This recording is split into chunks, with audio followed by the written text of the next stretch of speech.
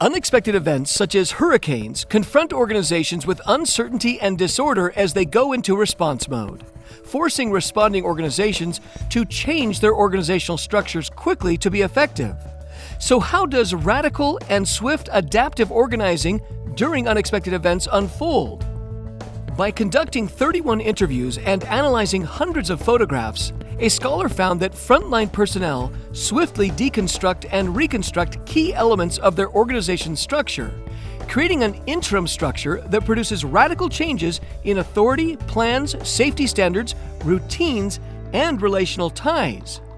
In 2019, the Dutch Armed Forces sent a well-prepared team to the Bahamas in response to Hurricane Dorian. This military task force arrived with clear hierarchical structure and established procedures. But confronted with mass destruction and chaos, they had to change their cumbersome organizational structure in order to be effective. Rather than making limited adjustments and staying within strict military hierarchy and protocols, frontline personnel deconstructed and reconstructed key elements of the task force's organization structure, such as its chain of authority, plans, and routines, creating an entirely new interim response structure.